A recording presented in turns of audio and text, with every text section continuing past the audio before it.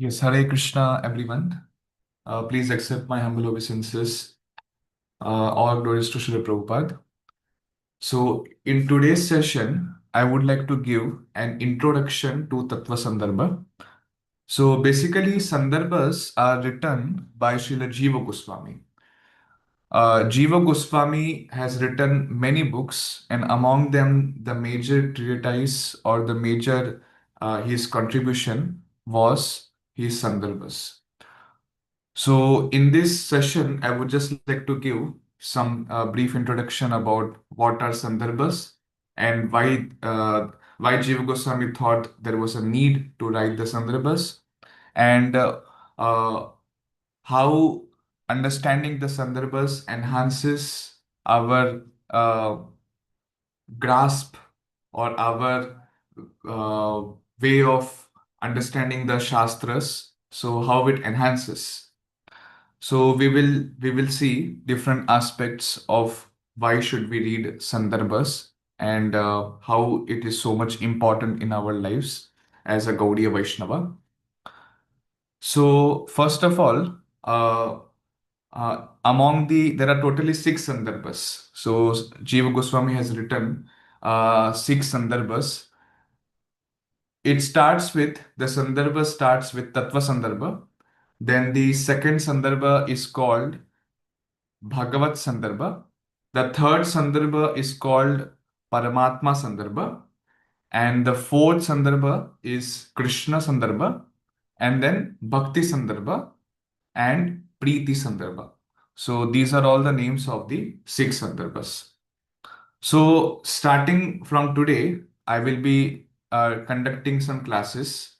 So whatever I have learned from my spiritual masters, uh, I will try to share that knowledge with you and whatever understanding I have about Tattva Sandarbha. So I would just like to share that knowledge. So today, I would just like to give the introduction and the title of this presentation. The title of this video will be Tattva Sandarbha, Epistemological Foundations of Gaudiya Vaishnava Theology. So I would like to speak on that. So let's start uh, delving into this topic. So first of all, as we would have heard this term before, epistemology. So if you have not heard, then there is no problem. Epistemology basically it means pramana or pramana shastra. Okay. So epistemology, what it is? It is the branch of philosophy that studies knowledge. That studies knowledge. Okay. So definitely there are so many different branches of knowledge. It could be material knowledge or it could be spiritual knowledge, but still the epistemology is a prerequisite or it's very much required for us to understand. So what does epistemology consist of? It basically asks three fundamental questions. What are they?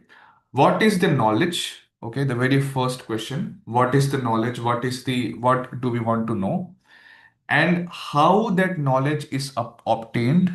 Okay, so how that knowledge is obtained, through what means the knowledge is obtained. This is very much important. And how is true knowledge distinguished from error? So what is the true knowledge and what is the erroneous knowledge?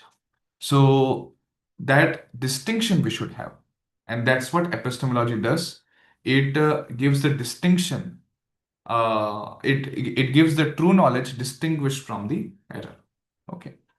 So since uh, there are many defects in our senses, like for example in pratyaksha pramana or anuman pramana, so there are a person has four defects. So what are they?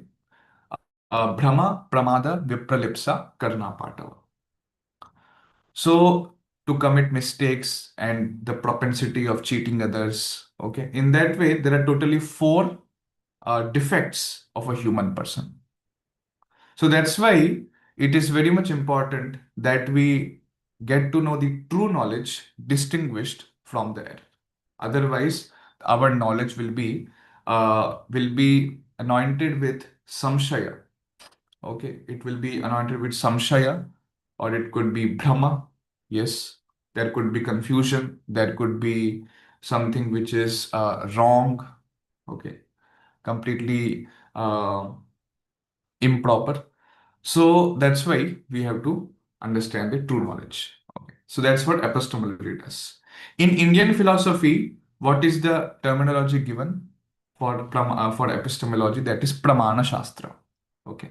So basically, pramana vichara. In the pramana shastra, we will do the inquiry into the valid knowledge, and these three fundamental questions will be answered to that. So, what is the meaning of pramana then? The meaning of pramana is valid means of knowledge. Okay, the instrument of knowledge. That which produces the prama is called pramana. Okay, so prama means the true cognition. Okay, the true cognition is called prama. And pramana is defined as yena yathartha jnanam utpadyate tad eva pramanam. That by which true knowledge arises is called pramana. Okay. Now, what is prama? So that is true knowledge or true cognition. And the prama is that knowledge that corresponds to reality. It should not contradict to reality. Okay. There should not be some prama or true or the knowledge which is actually completely unsubstantiated and very much like contradicting, or it should, or it is illusion. So, the prama, what are the characteristics of that?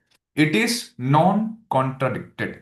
Okay. Second, that is free from illusion. So there is no samshaya, there is no brahma. Okay. And the prama is valid for practical and spiritual life. Okay. So there should be practical application in our spiritual lives. And what is the prama? So, in the Shastric terms, if we understand, then it means that opposite of prama. So, that is Brahma, Viparyaya, and Ajnana. So, what is the prama? So, prama, it should not have any Brahma, illusion, Viparyaya, or misconception, okay, or Ajnana, ignorance. So, whatever is opposite of Brahma, Viparya, Ajnana is called prama. Okay. Yes. So then next the question comes, why do we need pramana? Why do we need pramana? So human faculties are limited and defective. Yes, as I told you earlier, the Dhama Pramad Vipralipsa Karana Patava, the senses are imperfect. Okay, senses can deceive us. Even all our senses can deceive us. They are imperfect. And also the mind can misinterpret, and it can lead to ajnana, it can lead to viparyaya. Okay, so uh, that's why we need pramana. We need something which is completely freed from it, and reason can err. So our reasoning capability can be erroneous.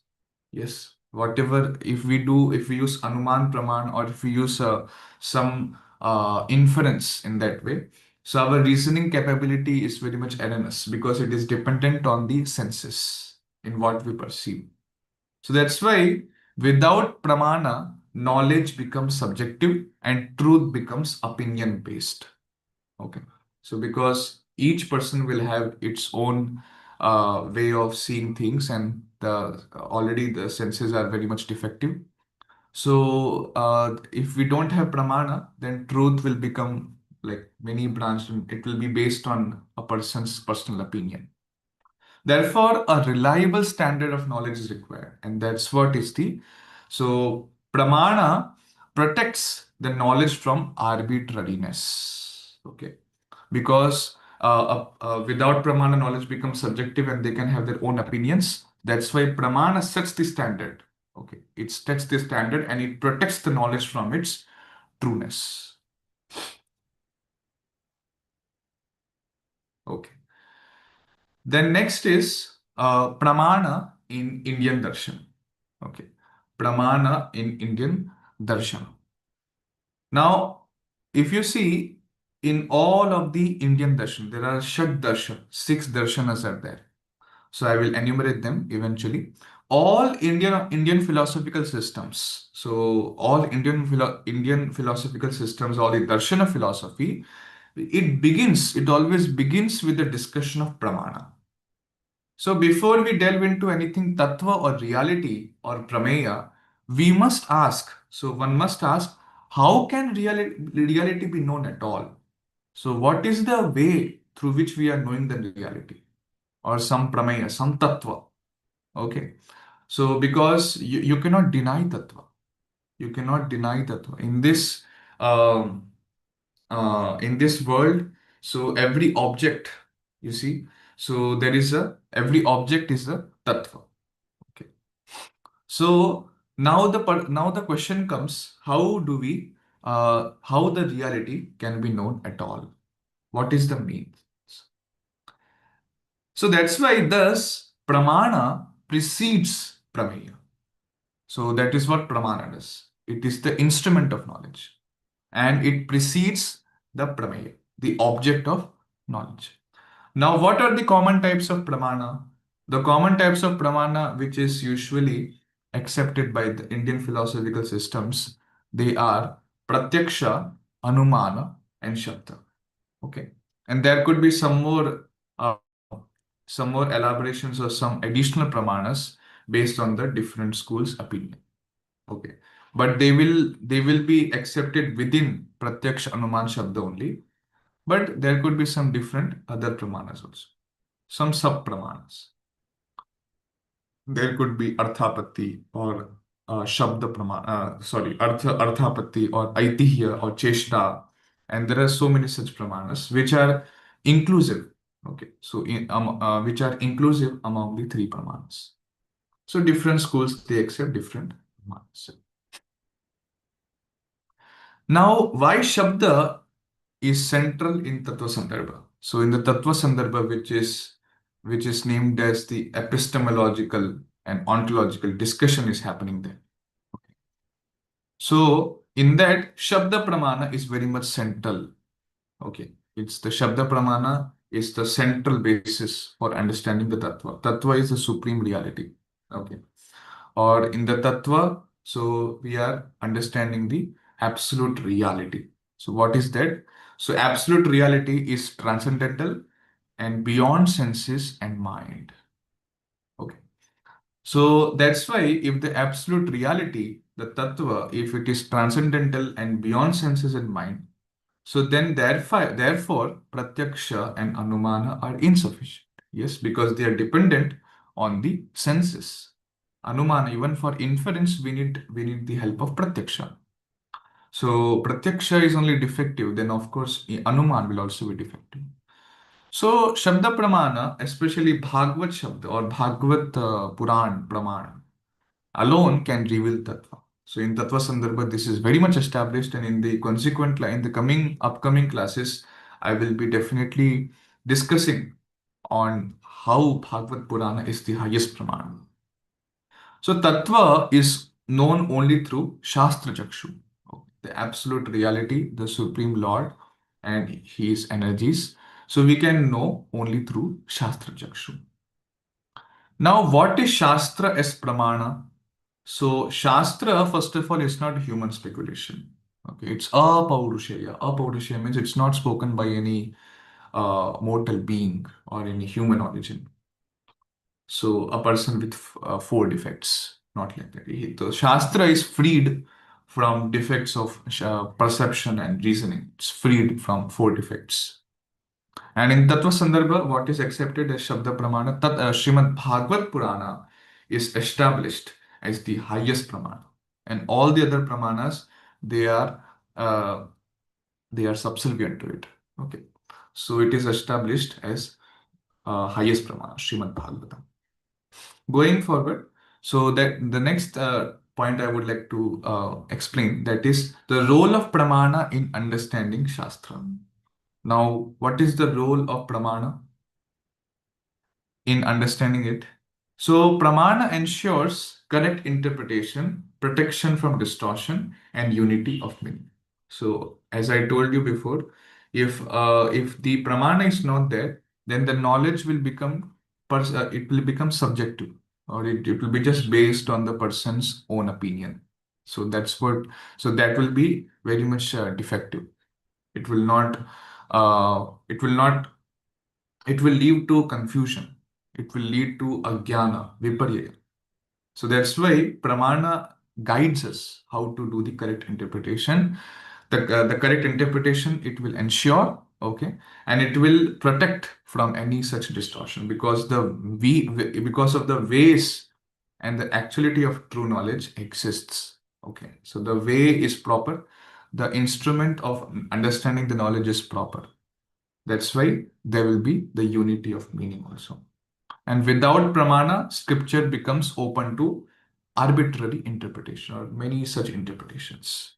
So, subjective interpretations. So, with pramana, Shastra reveals what? Sambandha, Abhideya, and Prayojana. Sambandha means the knowledge of the relationship, the knowledge of relationship between the Jiva and the Supreme Lord and his energies. Okay. And Abhideya means the process of devotional service, or the process through which we can attain the Supreme Lord. Yes, because the Jiva is the part and parcel of the Supreme Lord, and he's for uh, since time immemorial, he's embodied into this material body, and he's suffering in this material world. So that's why through the process of bhakti, a person can liberate oneself and attain the Supreme Godhead. And Prayojana, the supreme goal, what is that? So that is to attain the love of God. That is the Prayojana.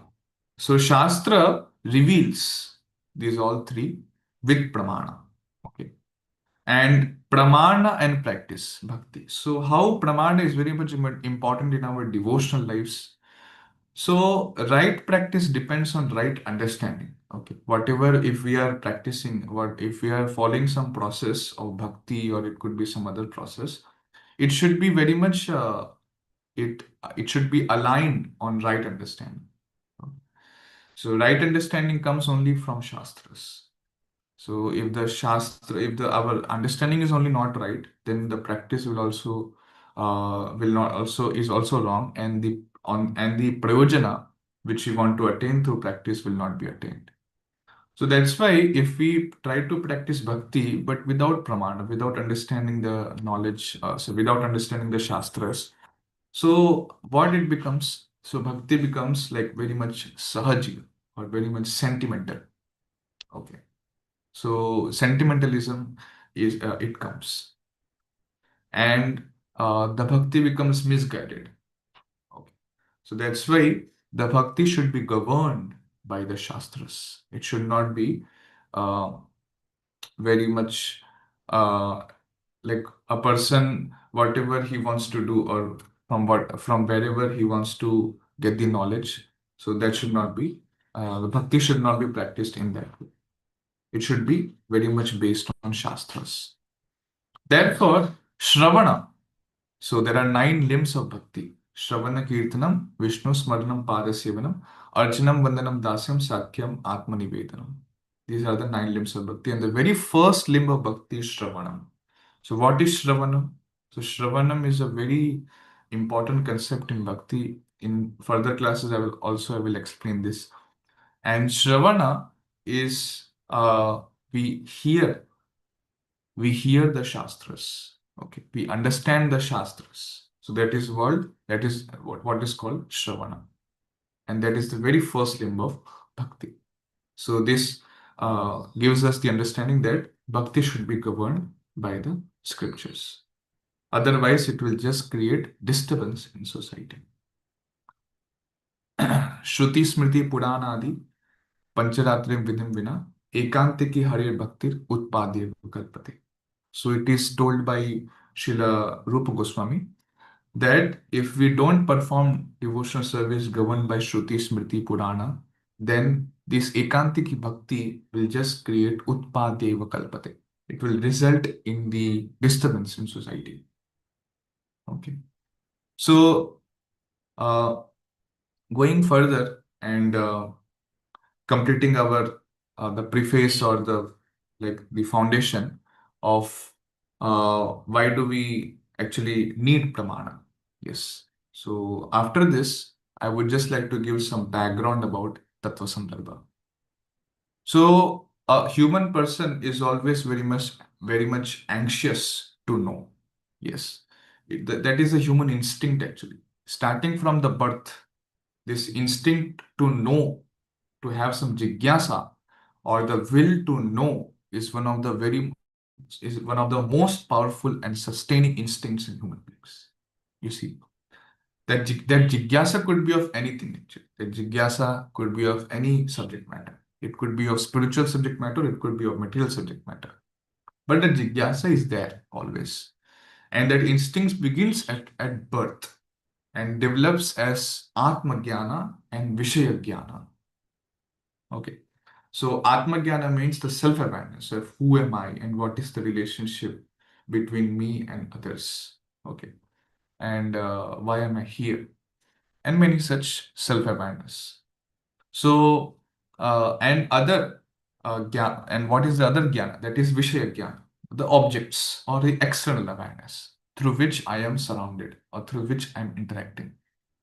So this jigyasa is always this jigyasa only makes a person get to know the Atma Jnana and the Vishaya Jnana. Through jigyasa only we can know this. And every human being, so that is very much natural, it seeks to expand experience, understanding, and insight. So even a small child also, so he will ask his father, Father, what is this? What is that? What is this? In that way, he has a lot of jigyasa, inquisitiveness he has to know more and more. Okay. So that is different story that in the modern world, the child's instinct to know is subdued and it is very much stopped at a very young age and just given the whatever the his instinct to know is very much stagnant or it's just completely obstructed by the superiors. So this is the result of the modern education.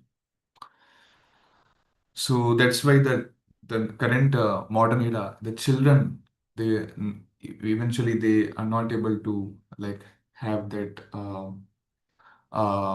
inquisitiveness, why that jigyasa to understand why am I here and why am I suffering. This all jigyasa is completely stopped or obstructed by the superiors because they have from since birth only they are misguided by their superiors, by their father, by their parents and then their material teachers. So that's why a human being is always have that inquisitiveness, that jigyasa. And this knowledge, as this instinct for cognition or this instinct to know is very much crucial actually, only not only for even survival, but also for human happiness. Yes. Ananda. So for even human happiness, for some satisfaction also, that jigyasa is very much crucial. In modern life also, we see that knowledge is required to make informed decisions regarding food and health. Yes, even for food and health, the very basic necessity of human life and the place of living, political choices, financial management, and also definitely for spiritual life, a person has to have the inquisitiveness or the jigyasa. Okay. So that's why in all the spheres of education, in all the spheres of human life, that jigyasa is always there. And the fundamental urge to know has resulted in cumulative knowledge systems such as biology, sociology, environmental science, political science, economics, psychology, philosophy, darshan systems. Okay. So this fundamental urge to know, it has resulted many different branches of knowledge systems. Now, the Indian intellectual tradition and the Vedas. So, although the instinct to know is universal, although the jigyasa is universal, every person has it, but the different societies, okay, different human societies, they develop different systems of knowledge. So, India basically has traditionally been a fertile ground for Tattva Shastra and the philosophy and Darshana Shastra. Okay, for the theology and the philosophy. It's a fertile ground for that.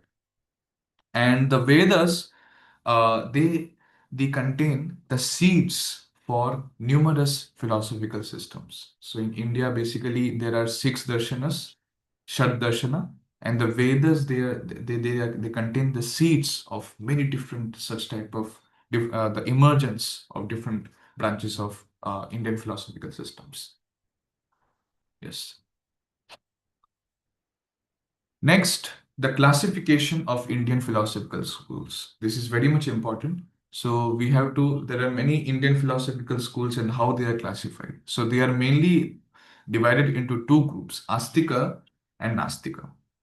So the division which does not, that this division is not based on belief in God, but on acceptance of Vedic authority, Veda-pramāṇa. So this division, Astika and Nastika, it's not based on belief in God, but it's based on the acceptance of Śāstra-pramāṇa or the Veda-pramāṇa. So Astika means those who accept the authority of the Vedas, and Nastika means those who do not accept the authority of Vedas. The six Astika darshanas. So what are they? The six Astika darshan, those who accept the authority of the Vedas, Nyaya darshan, Vaisheshika, Sankhya, Yoga, Purva-mīmāmsa, and Vedanta. So these are the six Astika darshanas. And Vedanta, Vedanta is the most widely studied and practiced systems. So what is the Vedanta? So Vedanta is the end of the Vedas, or basically it is the Upanishads. Okay. So every like the Veda has is having four divisions: Brahman, Aranyaka, Samhita, and Upanishads. So Vedanta is basically the Upanishads. And that Vedanta is mostly widely studied and practiced system. And what are the major sub schools which include which include the study of Vedanta?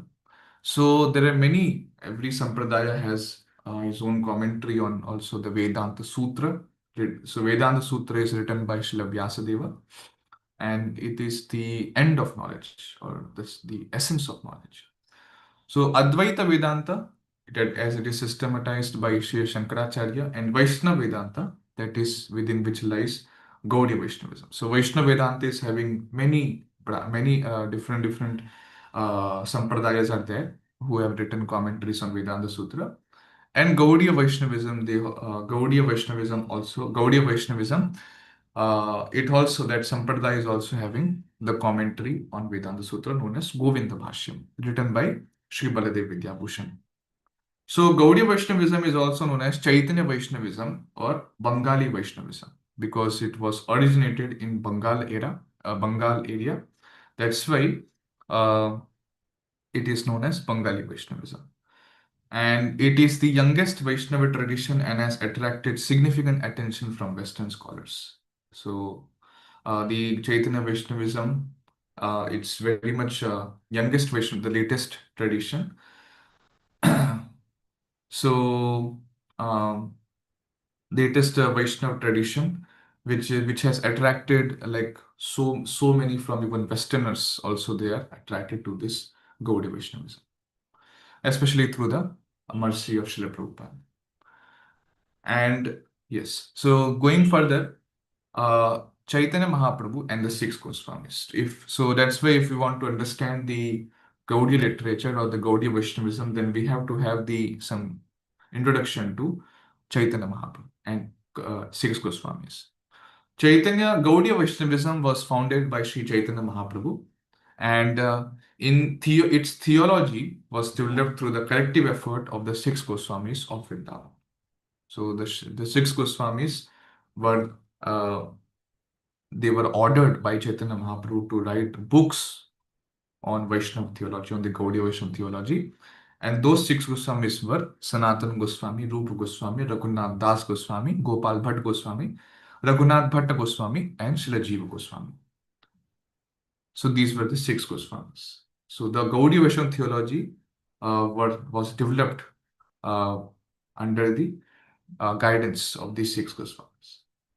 Jiva Goswami, the systematizer. So he has systematized the Gaudiya Vaishnava philosophy, the theology. How? We will see.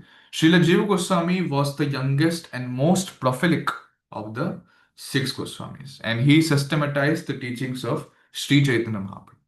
So in his books, especially in the Ṣaṭ Sandarbhas, how systematically he has actually explained the Bhagavatam concepts and has established the Bhagavatam as a supreme pramana and has laid down all of the important tenets of Gaudiya Vaishnava philosophy in a systematic manner. So that's why Jiva Goswami is always uh, adored by all of the Gaudiya Vaishnava scholars. He has placed Gaudiya Vaishnavism on par with other Vaishnava schools such as Sri Ramanujacharya, Nimbarka Swami, Madhvacharya, and Vallabhacharya. Yes, so we will see this through the Ṣaṭ Sandarbhas, how he has done that. And Srila Jiva Goswami's most famous works are the Ṣaṭ Sandarbhas, along with his commentary Sarva Samvadini. So Jiva Goswami has written this Ṣaṭ Sandarbhas. Ṣaṭ Sandarbhas means six Sandarbhas, okay? And he has written his auto commentary that is known as Sarva Samvadini. So original name of this Ṣaṭ Sandarbhas is Bhagavat Sandarbha because it's a commentary, it's a thematic commentary on Śrīmad Bhāgavata Purāṇa. It's a systematic exposition of Śrīmad Bhāgavata Purāṇa, and complete theological and philosophical framework of Gaudiya Vaishnavism is laid down in the Ṣaṭ Sandarbhas. So it's very much important for every Gaudiya Vaishnava to study Ṣaṭ Sandarbhas. So Jiva Goswami is our Pradhan Acharya. So if we want to understand Gaudiya Vaishnava philosophy, then a person that Vaishnava must study the Ṣaṭ Sandarbhas. The Bhagavad Purāṇa, so the basis of Gaudiya Vaishnava theology. So we give so much of importance of Bhagavad Purāṇa. So Bhagavad Purāṇa, what it is? So traditionally, so a Vedantic school establishes its doctrine based on Upanishads, Vedanta Sutra, and Bhagavad Gita. So this is called Prasthanatrayi. So what is the Prasthanatrayi? So the three great highways, or the three great pathways, the Shastras, Shruti Prasthana, Smriti Prasthana, and Nyaya Prasthana. So Upanishads, they belong to Shruti Prasthana. Vedanta Sutra belongs to Nyaya Prasthana, and Bhagavad Gita belongs to Smriti Prasthana. Okay. So always every sampradaya, so they established its doctrine by writing commentaries on these three prasthanas. But Sri Chaitanya Mahaprabhu, what he has done, Sri Chaitanya Mahaprabhu gave supreme importance to Śrīmad Bhāgavata Purāṇa, and he declared it the flawless Purana, the natural commentary Bhashya on Vedanta Sutra written by Sri Vyasa himself.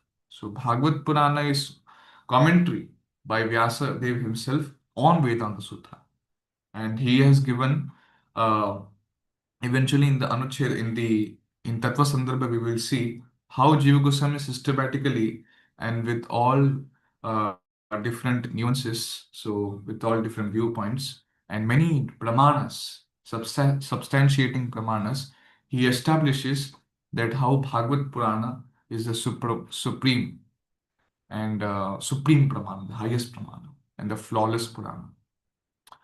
So the Gaudiya approach to scripture and Śrīmad Bhāgavata Purāṇa fully represents Sri Chaitanya Mahaprabhu's doctrine. So currently, Gaudiya scholars, even like before Baldev Vidyabhushan came, Gaudiya scholars did not feel or did not think to write any bhashyas on Prasthanatraya. Why? Because Chaitanya Mahaprabhu himself, he gave so much of importance to Śrīmad Bhāgavata Purāṇa, and that's why Gaudiya scholars, they all wrote commentaries. They did not write any commentaries on Vedanta, on Prasthanatraya. Instead, they composed commentaries, essays, and independent works on Śrīmad Bhāgavata Purāṇa. So this was.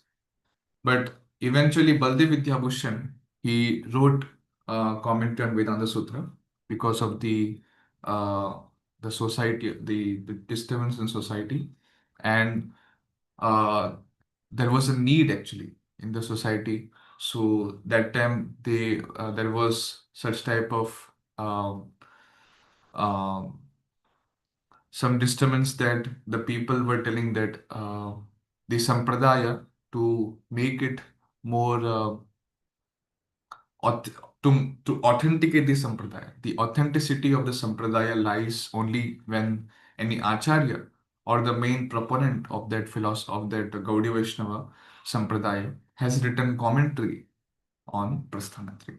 So then eventually Baldev Vidyabhushan wrote commentaries on all the three, on all the on major 10 11 Upanishads, and also Vedanta Sutra, Govinda Bhashyam, and Bhagavad Gita.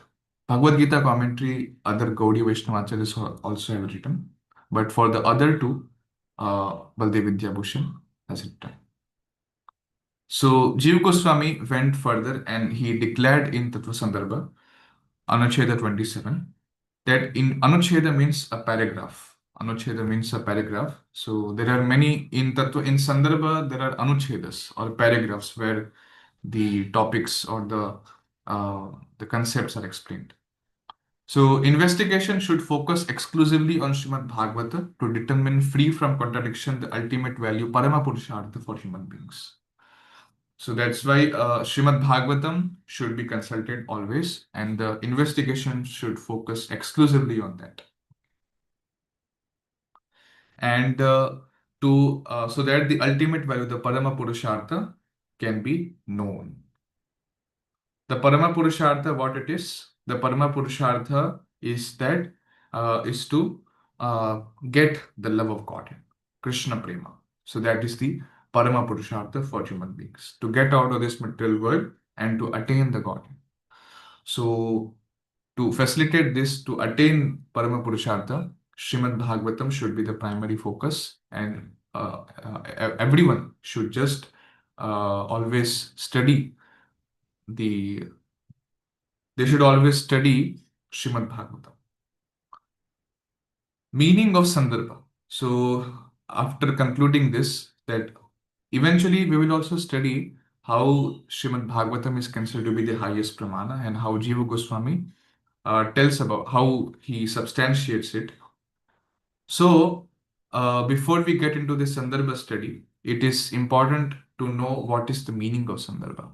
A Sandarbha is a literary work that reveals the rahasya of a subject. Rahasya means what?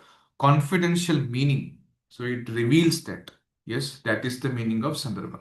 Second, it extracts the essence, the sara of subject. Okay, of any of it could be Bhagavad Purāṇa or it could be any other. So Sandarbha, it extracts the essence or the saram of that topic, and it establishes its supremacy. So a Sandarbha, what is the role of that?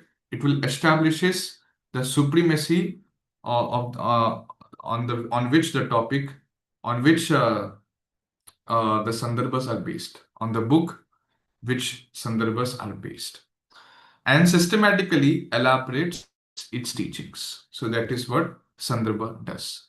Okay, so it systematically propounds the teachings of Bhagavad Purāṇa. Nature of Bhagavad Sandarbha is what? Nature, Śrī Jīva Gosvami named his work as Bhagavad Sandarbha.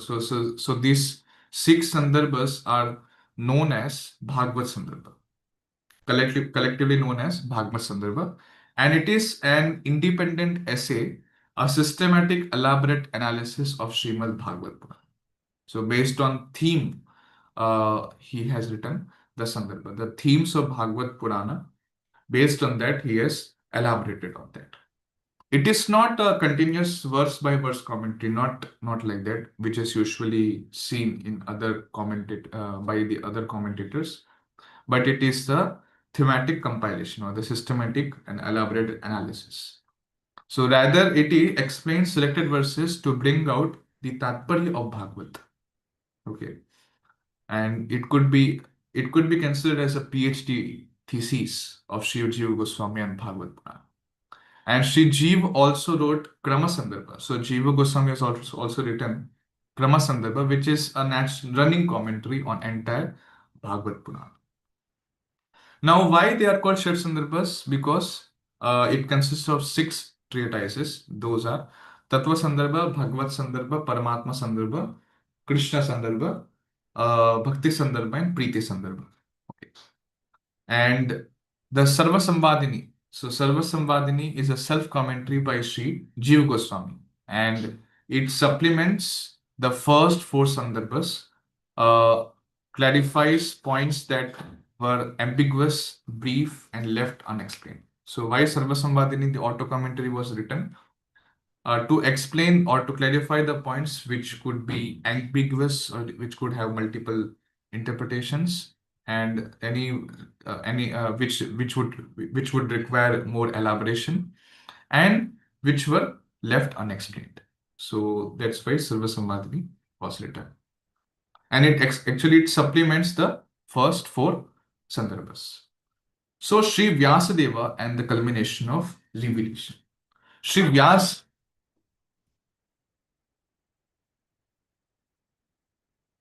Vyasadeva, a Vishnu avatar, he has done the division of the Vedas into 4. Okay, Sam Veda, Rig Veda, Yajur Veda, and Atharva Veda. And he has also composed 18 Puranas, Vedanta Sutra, and Mahabharata. But after composing all of these and dividing the Vedas, but still he felt inner dissatisfaction. So, on instruction from his guru, Sri Narad Muni, Vyasadeva entered Samadhi. Narada Muni instructed about it, and Vyasadeva entered Samadhi, and he directly realized Bhagavan feature. Okay. So, as a result, he composed Śrīmad Bhāgavatam, his ultimate work. Sri Narad Muni told that in your descriptions, in your writings, 18 Puranas, Vedanta Sutra, Mahabharata, and other compositions. So Sri Narada Muni instructed, because there is the descriptions or the explicit descriptions about the Supreme Lord's nature, the activities, it's very less. Okay. The Bhagavan feature, the descriptions of that is very less in your compositions. And that's why you are feeling inner dissatisfaction. So at the instruction of Sri Narada Muni, Vyasadeva, he composed Śrīmad Bhāgavata Purāṇa. So Śrīmad Bhāgavatam is the essence of the Vedas. According to Srila Vyasadeva, Śrīmad Bhāgavatam is an exposition to absolute reality, and it is the essence of the Vedas. Nigama kalpataror galitam phalam shukhamukhad amritadava samrita pibata bhagavatam rasamalayam muhuraho rasika bhuvi bhavukaha. So Nigama kalpataro galitam phalam. Phalam means it is the essence of all of the Nigamas, the Vedas. And this is corroborated by Śrīla Sūta Gosvāmi, so who is the speaker of, so after Shukadeva Goswami, Sūta Goswami again spoke Bhagavatam to Shaunak and other rishis. So in Śrīmad Bhāgavatam 1.3.42 and 12.13.15, among all works on the Bhagavatam, so among all works on Bhagavatam, the Ṣaṭ Sandarbhas provide the most systematic, thorough, and faithful exposition. So whatever commentaries are written on Bhagavatam, the Ṣaṭ Sandarbhas, they provide a very systematic approach and thorough approach of the Śrīmad Bhāgavata Purāṇa. So what is the now here one very interesting thing is that Śrī Jīva Gosvāmi's unique method. So there is a unique method while he's commenting on Śrīmad Bhāgavatam. So we'll try to understand. Earlier Vaishnava engagement with Advaita. So all the Vaishnava scholar, all the Vaishnava acharyas, what did they do? They refuted Advaitavada of Sri Shankaracharya. And how did they do? They did so by commenting on the Prasthanatrayi, Shruti, Smriti, and Nyaya, Vedanta Sutra. So through that they refuted Advaitavada. And they established that Savishesha. So ultimate reality is with form and attributes. Savisheshavada. Okay. Now, Śrī Jīva Gosvāmi has a different approach. What is that? Śrī Jīva Gosvāmi did not directly started like refuting Shankaracharya through the Prasthanatraya, but instead he took Śrīmad Bhāgavatam as the primary lens, or as the primary, the highest pramana, and analyzed Vyasadeva's Samadhi vision, testimony of realized speakers. So in his Sandarbhas, what did he do? He analyzed the Samadhi vision of Srila Vyasadeva, what he has realized in that Samadhi. And also, he has taken the testimony of all the great acharyas. Based on that, he has expounded the topics. Conclusion. So, all the truth knowers realized Bhagavan with personal form. Bhagavan is the support of Brahman, the final completion of Brahman. So, what is the conclusion of this, of Śrī Jīva Goswami's distinct approach, or his exposition of Sandarbhas? So that is, the conclusion is that all the Vadanti Tattvavidas Tattvam Yajnanam Advayam Brahmeti Paramatmeti Bhagavan iti Shabdyate. So all of the truth knowers, Tattvavadi, the Vadanti Tattvavidas, okay, the Tattvavidaha, the truth knowers, they realize Bhagavan with personal form. Okay, so basically, Bhagavan feature is the support of Brahman and the final completion of Brahman. So there are three features of Bhagavan, that is Brahman, Paramatma, Bhagavan, and Bhagavan is with the personal form, and it is the supreme form of the Lord. That is the highest understanding, the highest realization of Bhagavan, that is to understand or to realize the Bhagavan feature of the Supreme. Okay. And that form is the support of Brahman and Paramatma. Now, Bhagavatam, it is the key of Vedanta Sutra. So, since both Vedanta Sutra and Bhagavad Purāṇa are authored by Vyasadeva, so that's why their meaning cannot contradict. And Vedanta Sutra is susceptible to divergent interpretations because every sampradaya is having multiple, like different commentaries they are having, and they are having different interpretations. But Bhagavad Puran explicitly clarifies the intended meaning. It's very direct, it's very clear. Hence, Śrīla Jīva Gosvāmi chose Bhagavad Purana to comment on. He analyzed Bhagavad to determine ultimate reality, Tattva, and to know that Tattva, to attain that Tattva, the sadhana, the means of realization, and the supreme goal. So the supreme, the Parama Purushartha, the Panchama Purushartha is to attain Krishna Prema. Yes. So he has chosen Bhagavad Purana as the highest pramana to analyze these topics rather than commenting on Vedanta Sutra. So the core themes of the Ṣaṭ Sandarbha, I will just try to summarize quickly. Tattva Sandarbha establishes Śrīmad Bhāgavata as a supreme pramana, determines the prameya, and provides the ontological foundation of Gauḍīya Vaiṣṇava theology. Okay. So that is, it deals with pramana and prameya. And Bhagavat Purana, so it's not Bhagavad, it's Bhagavat Sandarbha. So the Bhagavat Sandarbha, it describes Bhagavan as the most complete manifestation of non-dual reality. It includes Brahman and Paramatma within Bhagavan and explains names, forms, qualities, associates, and abode as intrinsic to Bhagavan's essential nature. So the nature of Bhagavan, or the complete manifestation of the Tattva, the non-dual reality. So Tattvam Advayam, yes. So Advayam Tattvam, or the non-dual reality, means there is no other independent reality than the Supreme Lord. So that is what is Bhagavan, and he describes the nature of Bhagavan in Bhagavad Sandarbha. Then in Paramatma Sandarbha, he explains the Paramatma feature of the Lord, the immanent self with all beings, and establishes the creation through his external energy, Bahiranga Shakti, and regulation of cosmos as an automatic function. He elaborates on the ontology of Jiva and Prakriti as distinct potencies. So his energies also are discussed.